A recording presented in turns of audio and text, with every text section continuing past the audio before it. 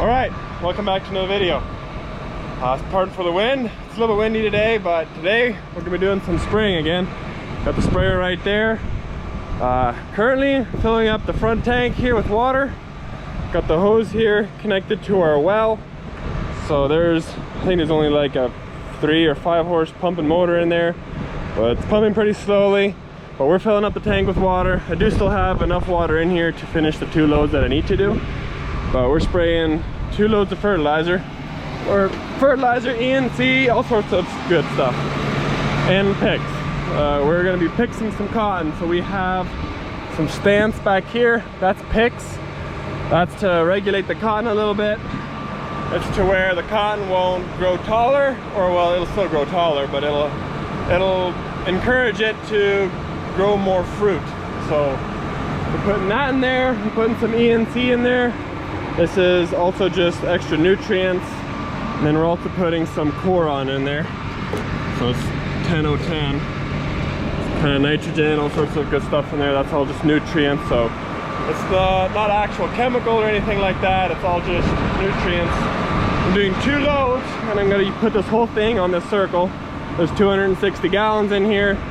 First load, I got to put 140 gallons of that Coron into my sprayer. Second load is just the rest of it, whatever's in there. And then I got to add my ENC in there with also the picks. Once I got a full load of fertilizer, I'm gonna call it fertilizer and picks. Once I got a full load, then we'll head out to the field and start spraying.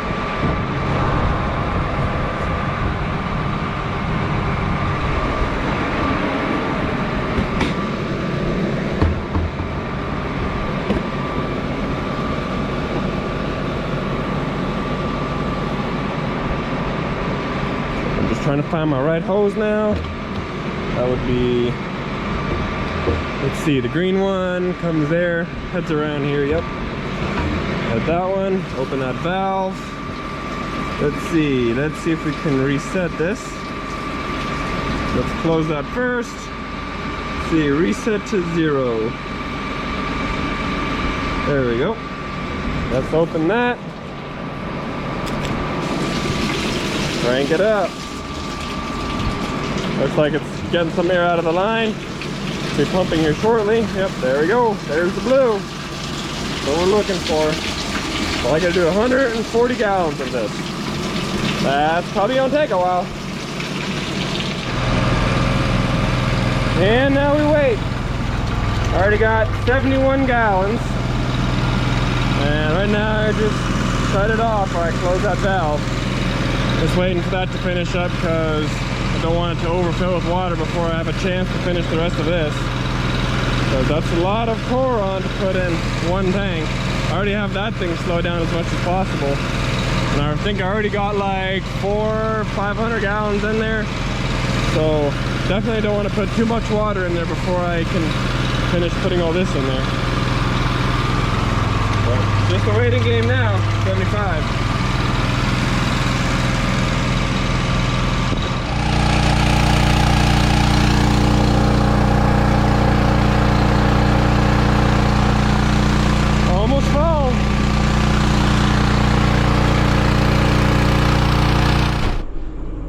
Alright, and we're full. So I definitely just gotta fill that up. So I got 1,050 gallons in there. So I'm gonna head to the field. I'm gonna still let that pump run there, fill up this black tank. It's not gonna have it full by the time I come back. So then whenever I come back, then at least I'll have hopefully a full tank. I can just leave it there. If it does overfill, you know, it's fine. But gonna head now to the field. I do gotta change some tips yet, so I'm just gonna unfold whenever I get to where I need to drive in, and then I'll unfold and I'll change to the right tips that I need to do.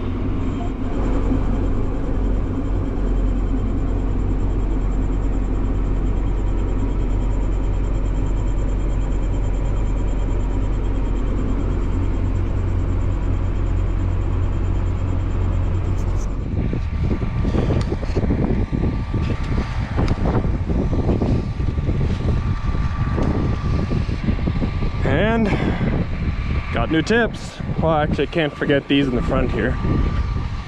There's this one, and there's one more on this side. And I already got the ones on that side of the boom, so it should be good. Time to go spray. Yep, and we're back to spraying. 8 gallons an acre. Can cover a lot of acres this way instead of doing 15 gallons.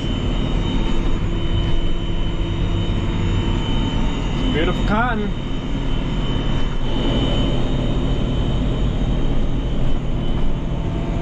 Lightning strike.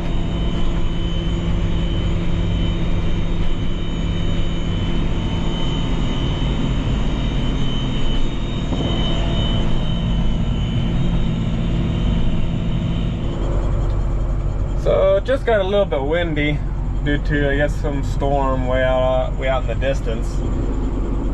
You can tell the cotton's swaying quite a bit, so it's a lot windier than earlier. So I'm just gonna sit here and wait a little bit. Hopefully that it'll die down a bit. I'm not worried about drifting, hurting neighbors' crops or anything, because this is just, it's basically just a booster for fertilizer, foliar feed, all that good stuff.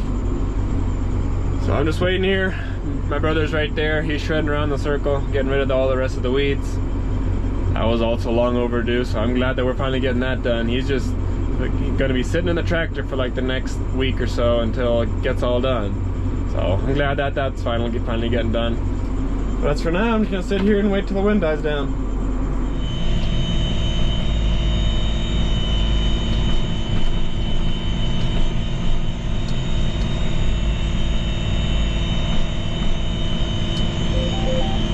And that's low pressure. Empty on one tank. I'm not quite sure yet if I'm gonna fill up on my second tank, but I don't know. It was getting a little windy, kind of calming down a little. I don't know, I might just wait till tomorrow because I'm far enough on this half that way when the pivot gets back to this side, that way I think I'll still be able to finish spraying it tomorrow. So I think that's what the plan will be, because it looks still, you know, it's kind of off and on. It's like we got lots of gusts of winds right now, so I think it's just better off to just wait till tomorrow. So I guess that'll be the plan.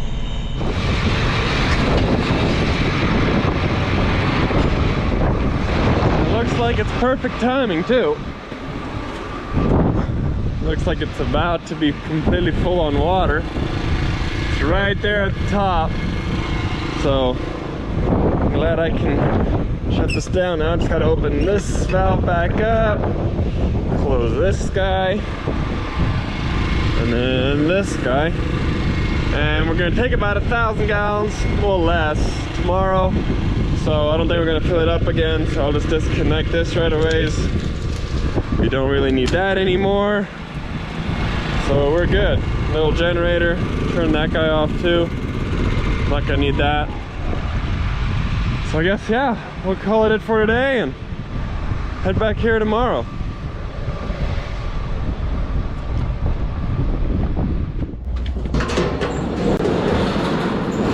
All right, it's the next day and my brother is actually gonna finish the spraying for me. Pivot turned off, so I'm gonna go fix the pivot. He's gonna finish spraying the circle that I did yesterday, and then he's wanting to spray 2 halves on 2 different circles. And he wants to spray the same thing, Coron and ENC and all that good stuff. I think even pigs too. But I just come here to the shop now. Looks like there is Coron here. He is gonna need to use this. So I'm gonna let him know that they did bring another shuttle of Coron to here. And I need a tire. So I'm hoping we have a spare tire. I think we have 1 more left. Yeah, we have 1 more tire left. This should be the right one. So I'm gonna take this guy with me and fix the tire, which I think that's the only problem. I think it's just the tire. I'm hoping it's not a motor or anything else, but we're gonna go take this tire with, fix the pivot, hopefully get that back up and running, and then possibly call it a day because I'm going on vacation soon. So before I take my truck and drive across the peanuts, I'm just gonna make sure that it's this tower that has the issue. Called my brother because he was in the area. He checked up on it and he said it was the tire. But then he also said that the one side was kind of spun in. So I'm just gonna check it up just to make sure. I did also bring with the gearbox just in case. So we'll see exactly what it is. By the way, look at some of these beautiful peanuts right here. Oh yeah, they're looking good. Okay, here in a few minutes, maybe I'll pull one of these out and show you what kind of peanuts we got underneath. But just showing up to this tower right here. Yeah, this side looks like it has no treads, but it still is full. Loss of treads is fine, as long as it's, you know, still driving. But this right here looks like the issue. Looks like it might just be a U-joint broken. Let's see. Might just have to take off this little cover right here, this little metal band, and then I'll see if it's the gearbox. I'm hoping it's not, because I really don't want to change a gearbox today. But oh, looks like that side, the U-joint is also broken. We walk around over here. Looks like got a similar issue. This is also all sorts of broken. So it looks like I'm fixing 2 U-joints for sure. Guess I'll take it apart and I'll see if either gearbox is broken, and then I'll know what to fix. I checked the motor, checked the wires up there. Motor is fine. That side U-joint is broken off. This side U-joint just looks like it popped off. I checked that gearbox checks out fine. It still moves and everything, but I cannot get this gearbox to move. So what I think the plan will be, I'll still drive up here with my truck. I will fix that side U-joint. I'll jack this side up with my bumper jack, and then I'll I'll take off the tire, because I think I want to replace it anyway, just so that it has treads on there, and then we can recap this one, save it while it's still in somewhat good usable condition. And then I'll try to see if I can move that gearbox with the tire off of there. If not, then I'll replace the gearbox, put on a new tire, put that U-joint back on there, and then we should be good to go. Oh, and then the peanuts. I pulled out a peanut plant right here. You can tell there's quite a few peanuts on here already. There's a few full ones. Let's see if I can find one. Yeah, look at that. There's one full one. I can do this one-handed. There you go. There's, focus, please. Thank you. There's 2 peanuts right there, and they're looking good. They're not looking too bad. So hope we get a nice good yield off of it again. But time to go get my truck. Super glad it's not a gearbox. It was pretty tight. It did not want to go. But then as soon as I took the tire off, it took some of the weight off, because I guess that tire probably spun in just a little bit. So I'm not going to replace this. It feels fine. I spun this for quite a while. It feels fine. So I'm just going to leave that. Going to replace 2 U-joints.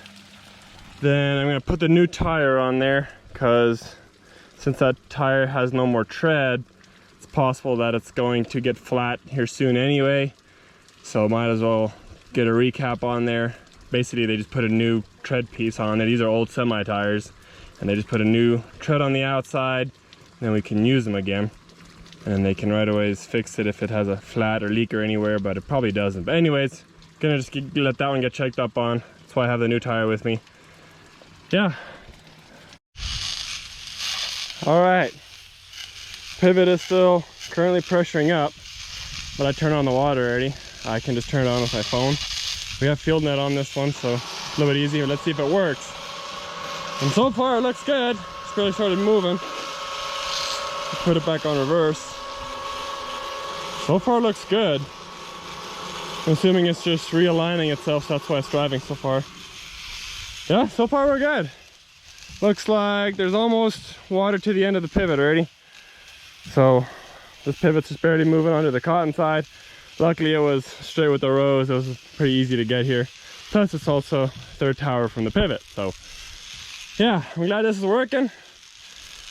Gonna bring this guy back to the shop. It's a whole lot harder to load this guy up if there are no treads on there for you to hold on to, because it's just, your hand just want to slip and slide off. There's no grip on there, but I did it. So yeah, I guess I might call it a day for today.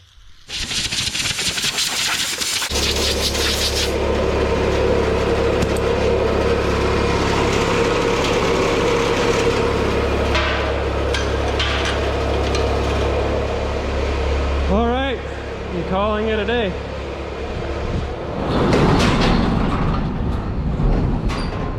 Unloaded the tire right over there.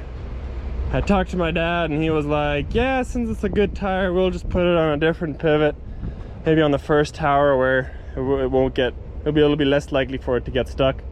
So we'll still use it, and then we don't have to spend the money to recap it. We can still use it for maybe, hopefully another year. But that's it for this video. I do appreciate y'all for watching. I'll be on vacation for the next little while, so I guess I'll see y'all guys after that. Thank y'all for watching.